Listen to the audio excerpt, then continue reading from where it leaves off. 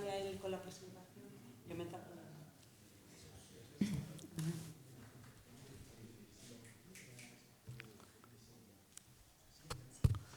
Hola, buenas tardes. Vamos a iniciar la siguiente conferencia. Yo tengo el placer de presentar a Susan Gratius, profesora de Ciencia Política y Relaciones Internacionales en la Universidad Autónoma de Madrid. Es investigadora asociada senior en el CIDOB de Barcelona. Ha trabajado en diferentes centros de investigación y think tanks europeos y ha publicado sobre las relaciones entre la Unión Europea y América Latina, política exterior latinoamericana, integración regional, promoción de la democracia y potencias emergentes. Y sus trabajos se han centrado, sus enfoques de investigación versan sobre Brasil, Venezuela y España. Es un placer para nosotros que esté hoy ofreciéndonos esta conferencia titulada La proyección de la España europea en Iberoamérica y el difícil equilibrio ante nuevos horizontes. Cuando quiera, profesora Gratius. Bueno, muchísimas gracias por la presentación, gracias por escucharnos todavía, ha sido un día muy largo. Yo tengo la suerte de no ser la última, la que viene después, así que intentaré por lo menos limitarme al tiempo, como han hecho todos. También decir que bueno, yo llevo bastantes años en España haciendo memoria, ¿no? Que me ayuda este seminario, ¿no? Muchas gracias también a la Fundación Academia Europea de Juste, a Miguel particularmente que me ha invitado, a todos los que colaboran, las universidades, Universidad de Extremadura, etc. Y yo creo que el simple hecho de que una alemana, ¿no? afincada en España desde hace más o menos 20 años, a pesar de que el acento siempre se queda,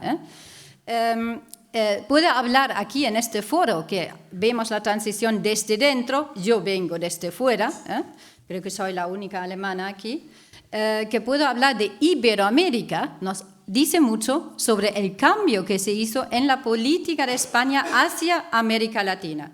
Yo no diría Iberoamérica. Yo creo que ha tenido un lugar un cambio casi revolucionario, porque si yo hoy en día pregunto a mis estudiantes, podríamos hacer la prueba, si ustedes se identifican con Iberoamérica, muchos me dicen no, yo me identifico más, ¿no? Podríamos hacer la encuesta, con los europeos. Esto quiere decir que ha tenido lugar una fuerte europeización de la política exterior de España, ¿no? Yo lo veo desde una perspectiva académica. La primera vez que estuve aquí fue con una beca en el 86, justo en esta época de la que estamos hablando, y luego me quedé de 90 a 99, así que gran parte, ¿no? de Felipe González lo viví aquí en España, ¿no? Bueno, primero quería hacer un resumen un poco de diferentes etapas que hubo en la política, ahora voy a hablar iberoamericana, que fue en aquel entonces, de Felipe González. Creo que él fue el último iberoamericanista, casi me atrevería a decir eso. A pesar de que su gran prioridad, no hemos mencionado aquí en ningún momento América Latina o Iberoamérica. Europa ha sido la prioridad en esta época, ¿no? Y un poco si miramos la política iberoamericana, es también curioso que, por ejemplo, América Latina empieza su proceso de transición casi paralelo a lo que ocurre en España a finales de los años 70, ¿no? Así que hubo allí un nuevo consenso democrático entre los diferentes partidos y también entre los gobiernos, ¿no? Gobierno de Felipe González y muchas nuevas democracias en América Latina, ¿no? Sin embargo, como dice un colega mío que trabaja en Europa, Ignacio Molina, habla del periodo de oro de la europeización de España que se inicia en esta fase de Felipe González, ¿no? Que fue en realidad el inicio de la política exterior que tenemos hoy. Luego cambió muchas veces, pero creó los fundamentos de la política exterior en democracia, ¿no? Y tiene lugar hacia finales de la época de Felipe González, 96, ese cambio de identidad. Ya no se siente tanto España parte de Iberoamérica. Vemos eso incluso en el discurso de los políticos. ya cada vez menos te hablan de Iberoamérica y que somos todos una gran familia. Lo dijo Rajoy hace no tanto, pero quedan pocos que te hablan en estos términos, ¿no? Creo que hay ahí un cambio fundamental, porque el término América Latina se lo inventaron los franceses, ¿no? Que como hemos hablado de Francia mucho también, hay un cambio allí de identidad de Iberoamérica hacia Europa, ¿no? Y también América Latina, en la jerarquía de la política exterior actual, yo soy politóloga, no hablo tanto de la historia, me incomoda la historia, que hay muchas lecciones, ¿no? Mucho que podemos aprender, pero me gusta más la actualidad, así que intentaré un poco traerlo a la actualidad. América Latina desciende con Felipe González al segundo lugar de la política exterior y ahora diría que está en el tercero. En el tercero como prioridad política, ¿no? Y también económica. Es mucho más importante Norte de África, Marruecos, términos de seguridad, migración, etcétera, que América Latina. Así que se produce una paulatina no sé si existe eso, desiberoamericanización. De iberoamericanización siempre tengo esa duda. Así que hay dentro de esta europeización diferentes etapas, ¿no? La reinserción, la consolidación de España y luego yo creo que un poco la época de oro, aunque es casi el final, ¿no? de este proceso, es cuando empezamos las cumbres iberoamericanas. Mis estudiantes ni siquiera saben que existe la Secretaría General Iberoamericana, que la tienen ahí a media hora de la Universidad Autónoma, en el Paseo de Recoletos. Nadie lo conoce. Se ha perdido un poco este elemento, ¿no? No sé si es ignorancia o si pero mucha gente no conoce esto, ¿no? Y yo creo que eso ha sido como el principal logro de la época de Felipe González, reconstruir esta relación en democracia sin imponer la democracia, porque lo que España no hace es incorporar la cláusula democrática de la Unión Europea. Jamás lo hace hasta hoy día.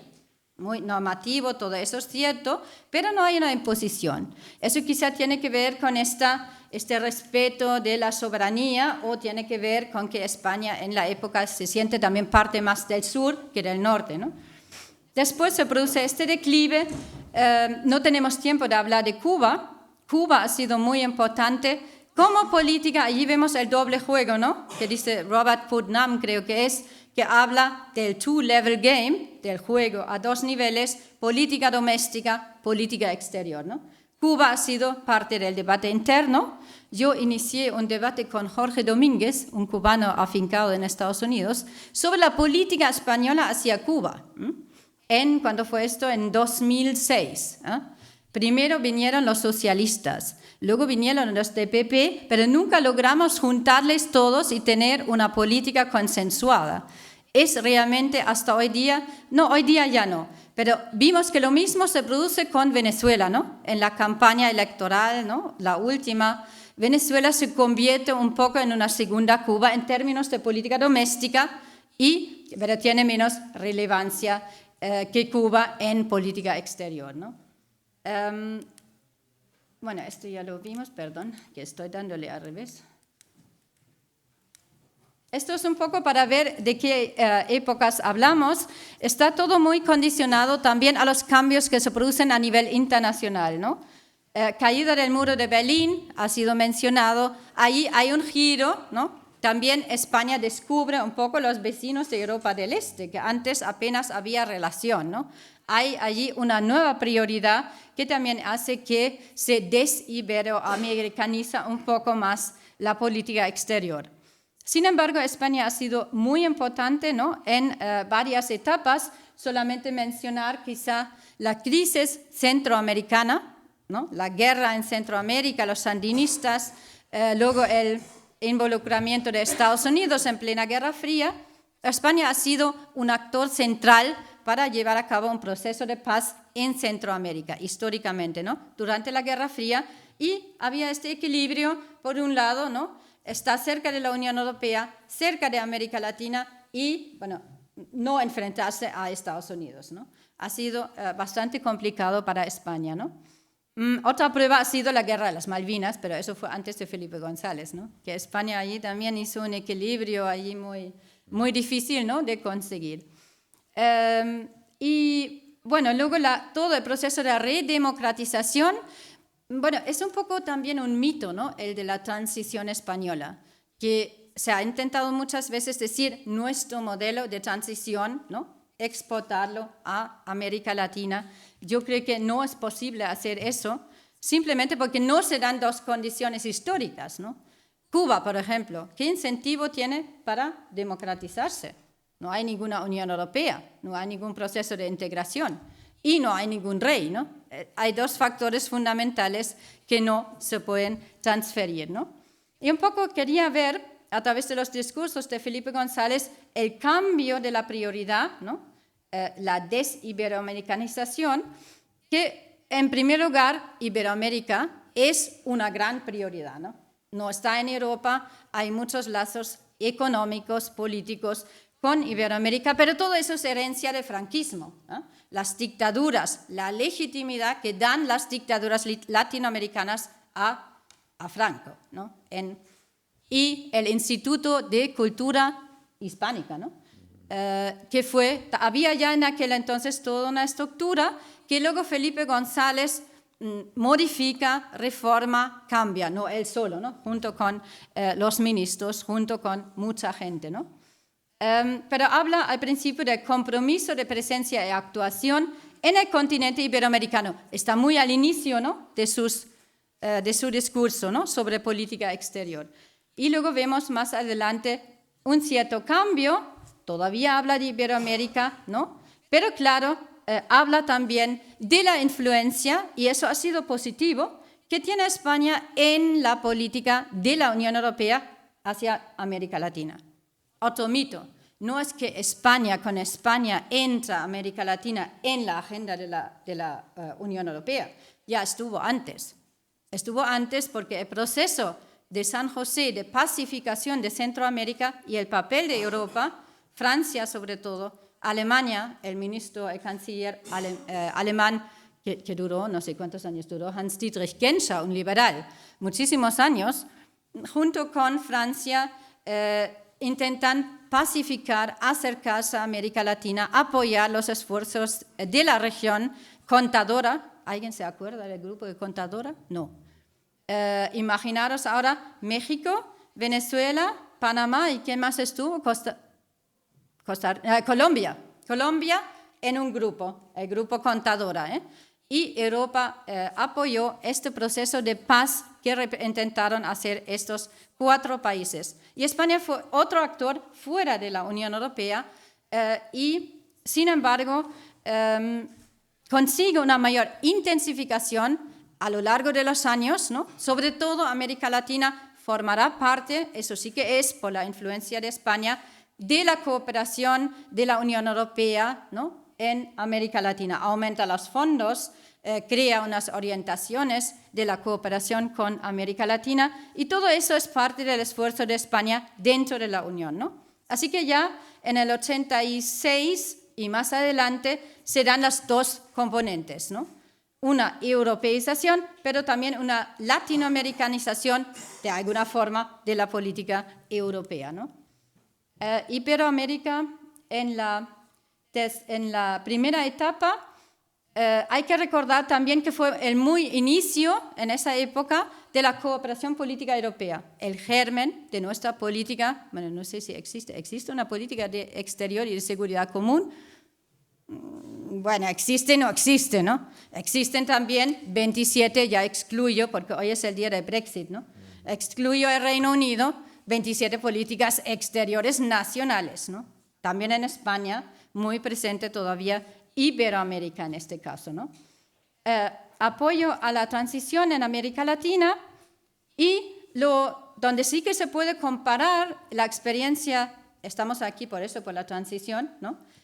De la transición con Brasil, que fue como otro pacto que inició por elecciones directas, un cambio de la Constitución, fue un poco al revés, ¿no? Construido al revés, ¿no? Una asamblea constituyente. Y se puede también comparar con lo que pasó en Chile de alguna forma, aunque también el inicio fue muy distinto, ¿no? en el 88, Pinochet, es que los referéndums son muy peligrosos, ¿eh? Las consultas y plebiscitos, hay que pensárselo mucho antes de convocar. Así que lo pierde Pinochet en el 88 y este es el inicio de esta peculiar transición de Chile, que dura prácticamente hasta hace muy poco, ¿no? Porque se mantiene la oposición unida, la concertación, y todavía tenemos en Chile un partido de derechas muy fuerte, ¿no? Es una transición muy lenta que se puede de alguna manera comparar con la española, pero son los únicos casos. También, bueno, vamos un poco más hacia adelante. Lo que es importante también es la reforma de la cooperación en la época de Felipe González. No solamente la reforma, sino prácticamente el inicio de una política de cooperación, de solidaridad internacional y sobre todo con América Latina. Parte del Instituto de Cooperación Hispánica o Hispana, de Cultura Hispánica, perdón. Luego viene el ICI, Instituto de Cooperación Iberoamericano, eso sí que recuerdo. Eso fue antes de mi época, ¿no? Y luego la ICI en el 88, producto ya del gobierno de Felipe González, y la AECID, que se incorpora en 2004 en el ministerio. Antes fue una agencia más autónoma. Creo que me estoy dando mal a esto, ¿no? A ver. No, ya.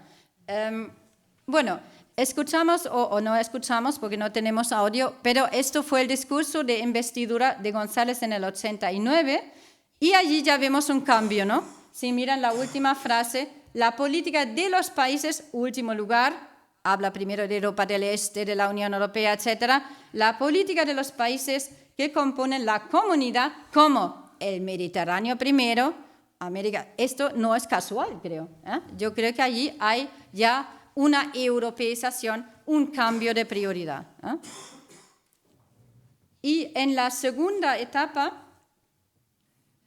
es importante Centroamérica, hasta hoy día prioritario en la cooperación de la Unión Europea y también de España hacia Iberoamérica.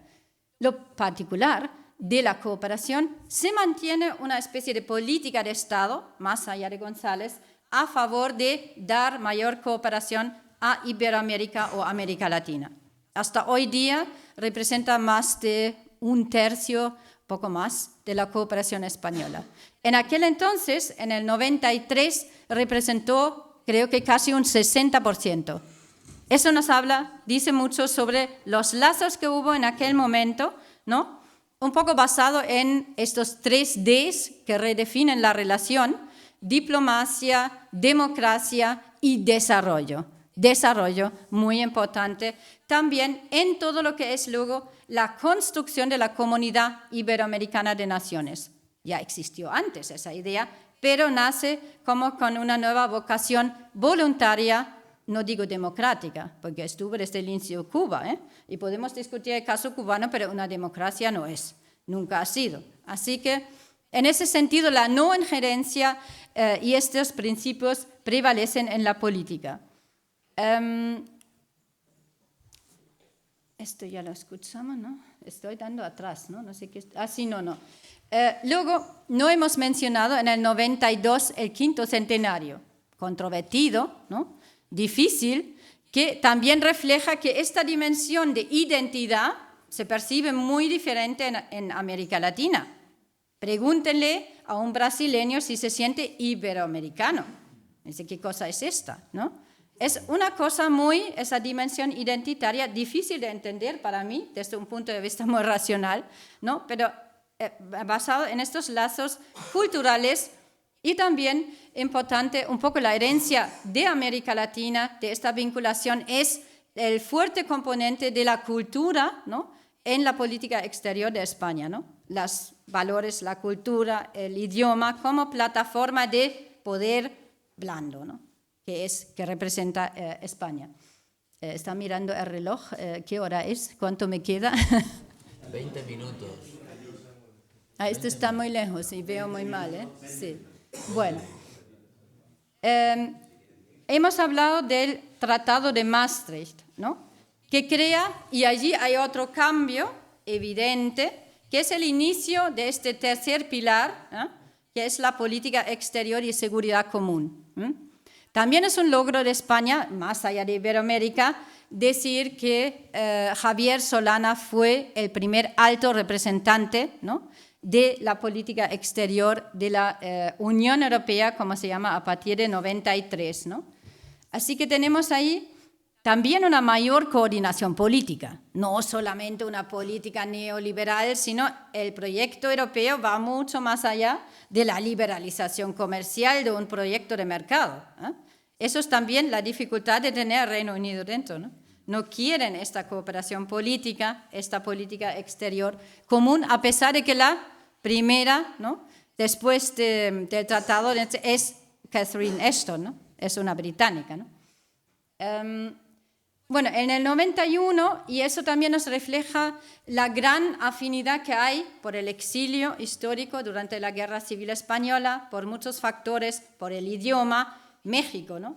México es hasta hoy día el principal aliado de España.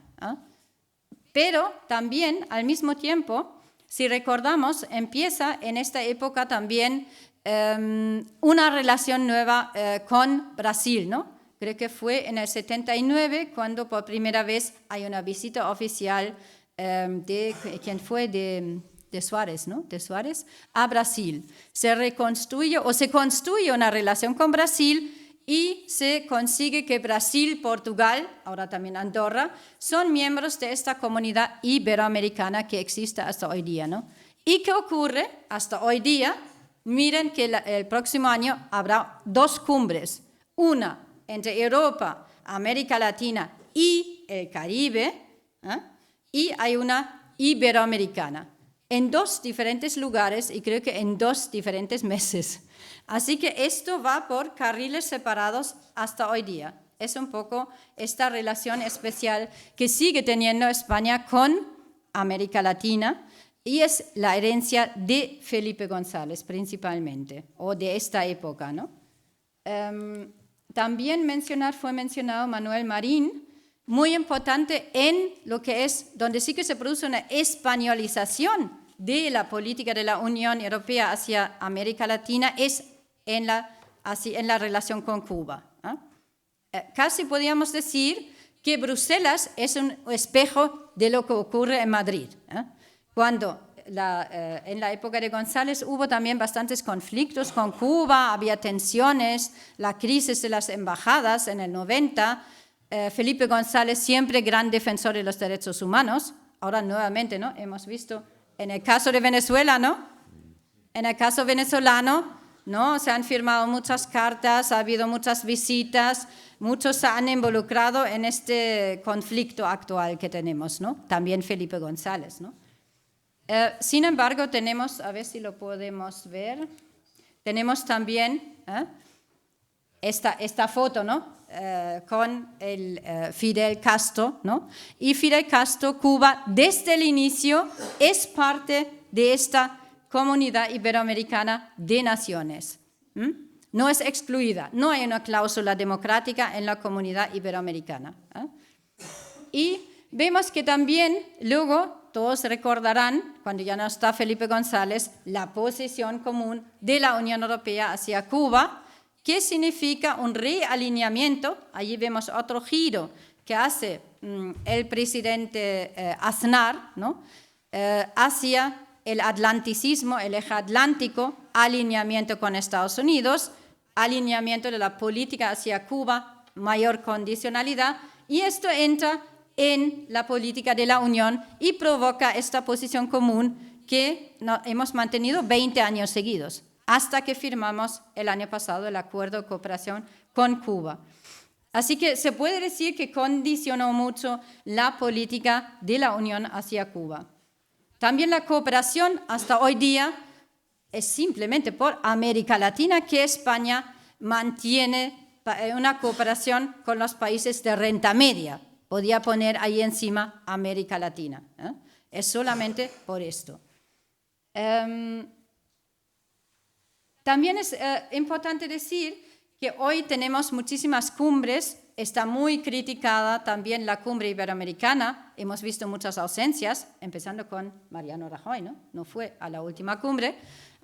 Muchas ausencias antes de presidentes latinoamericanos.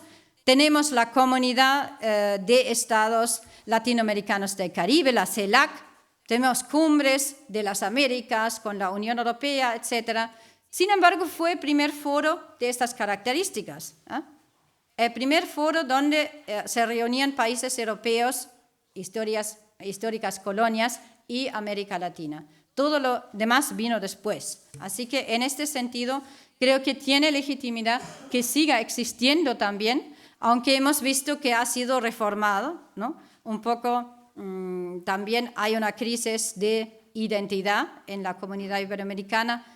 Hay recortes de presupuesto, se les pide a los latinoamericanos contribuir más. ¿Y qué país es que más contribuye ahora, aparte de España? Brasil, no México.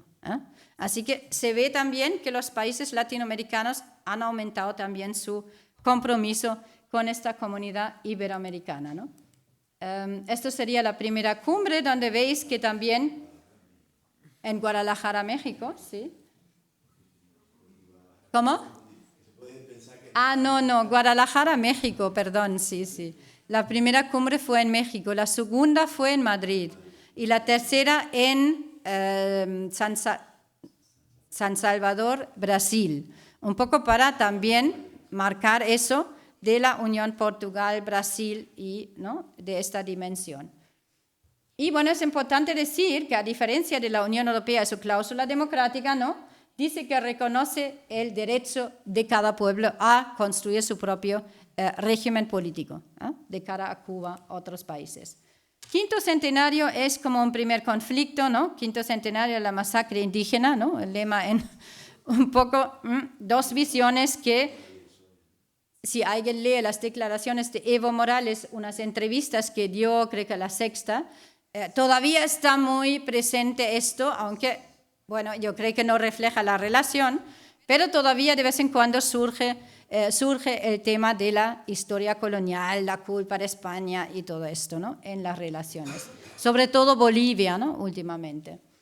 Sin embargo, yo creo que puso como una primera piedra, ¿no?, para construir lo que es hoy la CEGIP, con sede en Madrid, por supuesto, ¿no?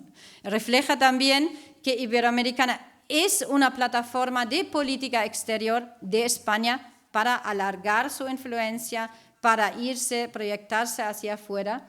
Pero vemos que tenemos, no lo vemos muy bien, pero una estructura parecida, aunque mucho más pequeña, al sistema interamericano, podríamos decir, ¿no?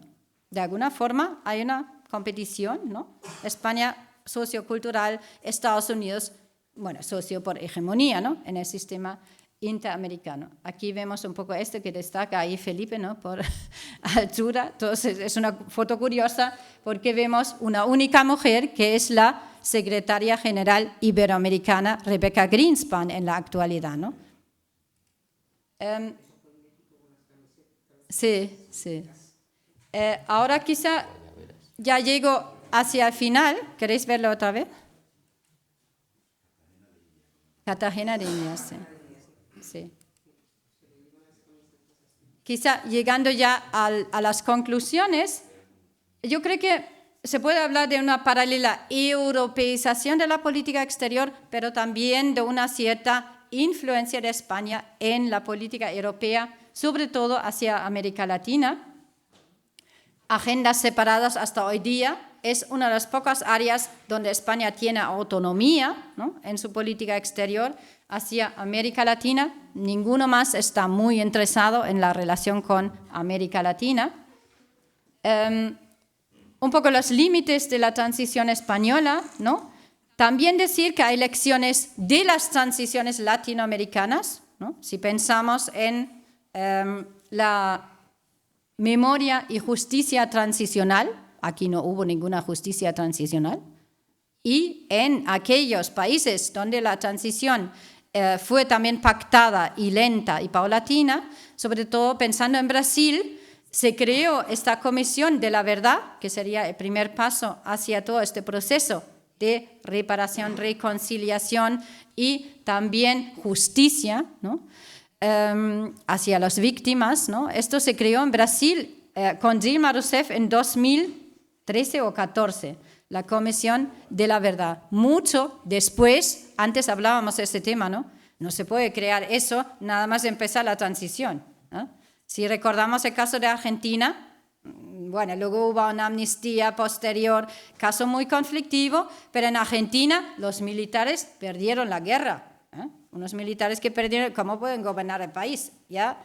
¿No? Perdieron todo tipo de legitimidad y fue mucho más fácil, pero en España no fue el caso, ¿no? Sin embargo, aquí no se hizo más que la ley de memoria histórica y el otro día discutimos con mis estudiantes que era un debate sobre América Latina y todos llegamos al final al caso español y los jóvenes discutiendo qué se podría hacer para recuperar todavía hoy esta memoria. Y todos decían que sería muy importante para la historia de España y la convivencia. Quizá lo podía dejar allí. Finalizar con, hoy tenemos un triángulo muy asimétrico de relaciones, Europa, Europa, Europa. Yo lo he publicado eso con un subtítulo. Luego viene a mucha distancia Mediterráneo y Norte de África por intereses de seguridad, por la agenda europea, etcétera, migración, y luego Iberoamérica o América Latina.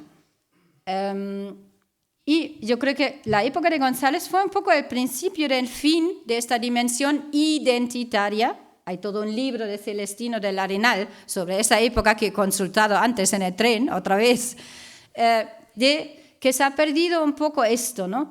Sigue estando en la agenda también, obviamente es un importante sociocultural, es relativamente importante para las inversiones españolas, como socio comercial menos, pero es importante en su dimensión cultural, la lengua, pero se ha perdido un poco esta dimensión identitaria. Yo creo que hoy España es mucho más europea que, ¿no?, en la época cuando empezó la transición. Así que en el fondo se ha incorporado totalmente en esta agenda de política exterior con sus particularidades, ¿no? Y esto fue un poco el inicio, lo que marcó la época de González en política exterior. Muchas gracias.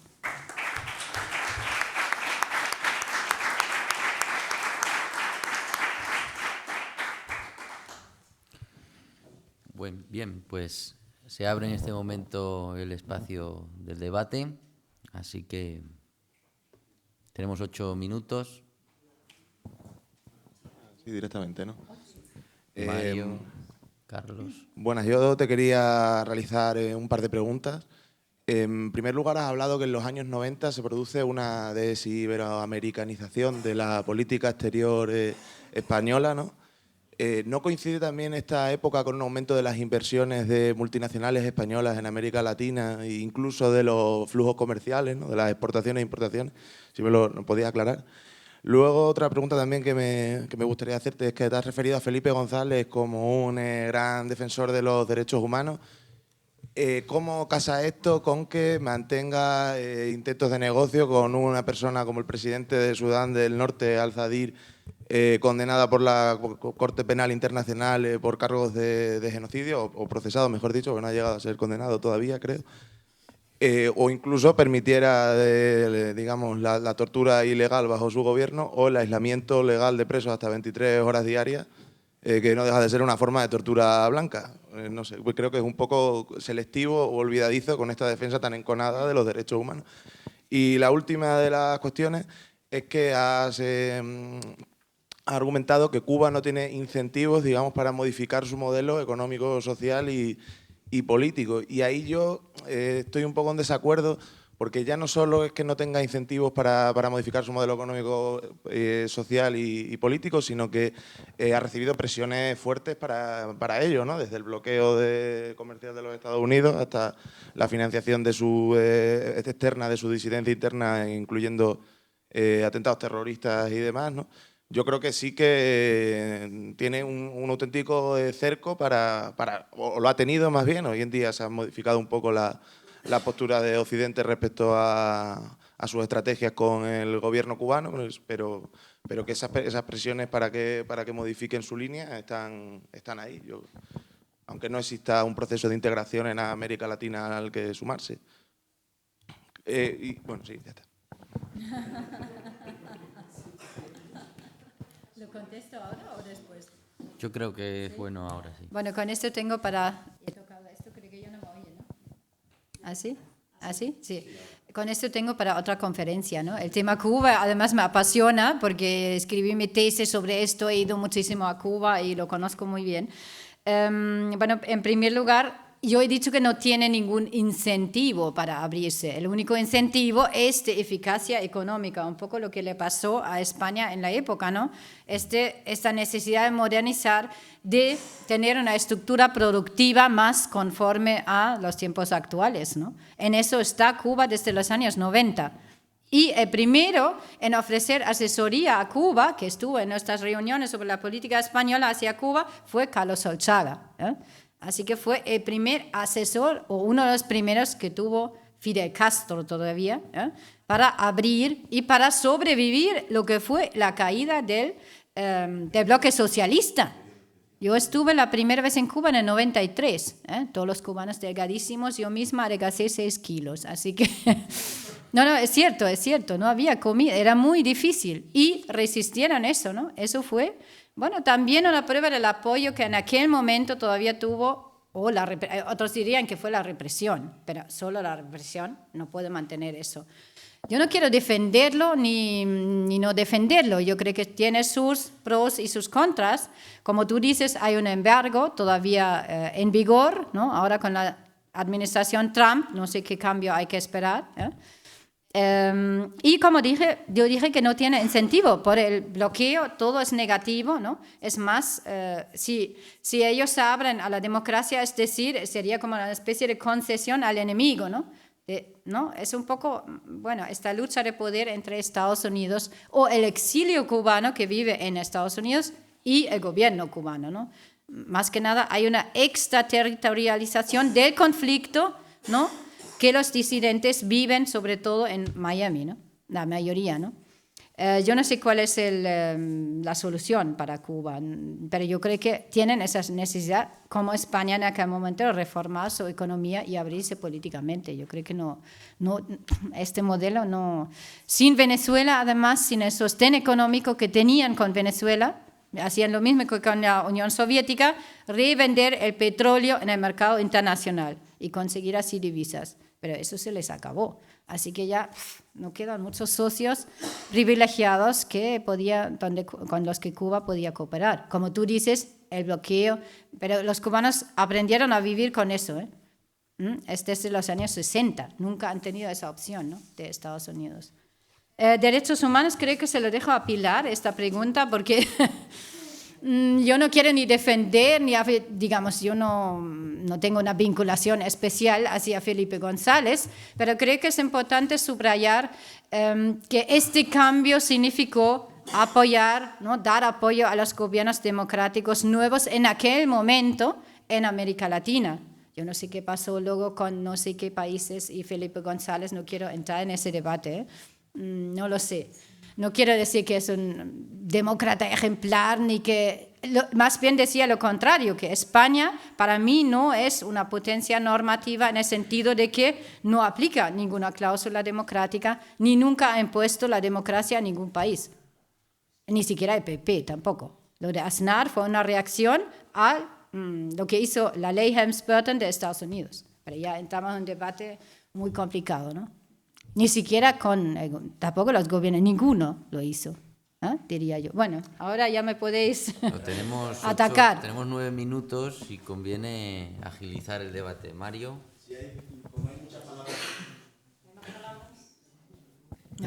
Sí, solo en un aspecto que ya ha mencionado el anterior interviniente, para insistir en este aspecto que me parece interesante. La actitud de España hacia Iberoamérica en tiempos del franquismo, del Instituto de Cultura Hispánica, era más folclórica que otra cosa, pero es cierto que con la democracia se intensificó muchísimo la cooperación y luego, como ha señalado muy bien, bajó. y bajó en el momento en que la presencia de empresas importantes españolas se hacía cada vez más determinante. En algunos países como México o Argentina hay algunas empresas que son Telefónica o el Banco Santander o algunas empresas de energía, ¿no? Evidentemente, eso juega un papel distinto a las relaciones históricas que España ha tenido con Iberoamérica, porque es la primera presencia de España económica en esa zona desde el fin de la etapa colonial, ¿no? O sea, España tiene ahora una presencia importante, domina algunas de las empresas estratégicas de algunos de los países también más importantes de allí. Entonces, ¿eso qué genera en Iberoamérica? ¿Puedes contarnos algo si existe la sensación de nuevo neocolonialismo o un rechazo a los españoles o se acepta con bastante naturalidad? Yo, por lo que puedo, no soy ningún especialista en esto, pero por lo que puedo colegir creo que esto segundo más bien, ¿no? Porque un ejemplo que tengo de Argentina, por ejemplo, que está bastante dominado por empresas españolas en sectores estratégicos y ellos lo aceptan con bastante naturalidad, excepto si algún brote populista de la Kirchner que quería quitar la propiedad y nacionalizar, en fin, todo esto quiero que nos cuentes un poco a ver qué te parece. Sí, pero bueno, pero más para la galería y para sus seguidores que con efecto económico fundamental. Bueno, simplemente ya fue una pregunta antes, ¿no? De las inversiones. Es cierto que fuera de Europa, América Latina es el principal, ¿no? Territorio de inversión español. ¿Hasta qué punto podemos hablar de empresas españolas? Ahí entramos en un debate, vamos, filosófico casi, ¿no? Creo que eso forma parte de la globalización. Odebrecht es una empresa brasileña que, no sé, son empresas transnacionales, multinacionales, ¿no? Que compiten en un mercado global, ¿no? Globalización, integración europea, muy ligados, ¿no? Y América Latina, y allí entra la inversión española cuando empiezan a privatizar, a aplicar el consenso de Washington. Ahí es cuando entra la inversión masiva de España, ¿no? Comprando la telefonía, la telefónica, banco, todo tipo de servicios, Repsol, todo tipo de empresas que están allí presentes, pero ¿son españolas? Bueno, no lo sé, sí, quizá, ¿no? También diríamos que Mercedes-Benz es alemán, ¿no? Volkswagen es alemán, pero bueno. Y muchos son, además, con capital italiano, con parte de capital de Estados Unidos. Es muy difícil entrar en eso, ¿no? Pero bueno, como plataforma de inversión, sobre todo aprovechando la ola de privatizaciones, en Argentina se vendió todo, ¿no? Todo lo que era estatal. Brasil no lo hizo tanto, ¿no? Allí entra España, ¿no? Pilar va a intervenir. Bueno, yo también quería un poco comentar lo del tema este de la inversión española. Lo que sí hay es una importante inversión anual económica a través del Ministerio de Asuntos Exteriores y de la EFIT, que nunca ha parado, evidentemente desde los años del PSOE, de la época de Felipe González. No solo no ha parado su trabajo anual, sino que al revés, cada vez ha invertido más y ha mejorado y ha abierto diferentes casas de la EFIT en diferentes países. Es decir, ahora mismo prácticamente toda América Latina tiene algún instituto relacionado con el AECID, pero es que contribuyen por ejemplo, en la reconstrucción de poblados, en colegios, en educación, en fin, en todos los aspectos sociales que se pueda entender, evidentemente sin ningún beneficio, como puede ser, beneficio económico me refiero, como puede ser el de las empresas de este tipo. En Cuba, concretamente, a partir de estas primeras visitas que se hicieron, toda la administración española prácticamente participó en jornadas pagadas por nosotros, claro, incluso temporadas en Cuba para colaborar llevando materiales, por supuesto, por ejemplo, temas de restauración, tanto de edificios como de bienes culturales, etcétera. Nuestros mejores restauradores se trasladaban allí. En fin, yo el caso de cultura lo conozco bastante bien, claro, pero en otros ministerios, a nivel de medicina, de hospitales, porque en Cuba había un problema hasta del papel higiénico, por decirlo de alguna manera, y las vendas y todo ese tipo de cosas. Entonces se llevaba material y se trabajaba. Bueno, muy recientemente hemos tenido el caso del terremoto de Haití, ¿no? En el que la AECID se ha volcado al 100%, ¿no? Es decir, el presupuesto, yo no sé qué presupuesto tiene el Ministerio para este tipo de cosas, porque estamos hablando de muchos países y de muchos programas que tienen una continuidad larga a lo largo del tiempo. Entonces, no se trata, yo creo, tanto de un neocolonialismo, porque ya creo que también a los países americanos les está quedando claro que nosotros ya no somos la madre patria, que nos marchamos, o ellos se independizaron hace 2 siglos, y que con eso nosotros ahora tenemos muy buena relación con ellos y lo que ellos pueden aprovechar de nosotros fenomenal y nosotros lo que podemos también de ellos, pero en un intercambio de igual a igual.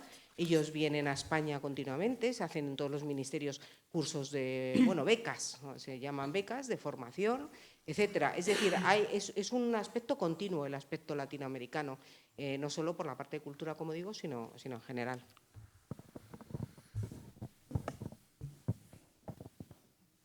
Bueno, quizá comentar una última cosa. Yo creo que sí que hay un cambio muy importante, ¿no? Si yo parto de la actualidad, hay un 70% de recortes, ¿no? En la cooperación española, ¿no? No solo con la crisis, si pensamos, ¿no? Comparando socialistas y el último gobierno de Zapatero, ¿no? Dedicaba un 0,45% del producto del PIB a la cooperación. España fue el 6º donante del mundo. ¿Ahora en qué lugar está?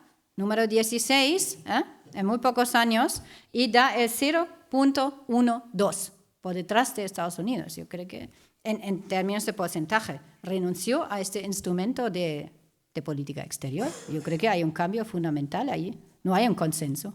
Se desmanteló eso. Perdón.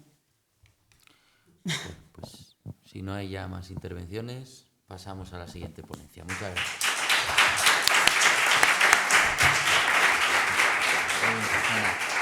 Muchas gracias. Muy bien.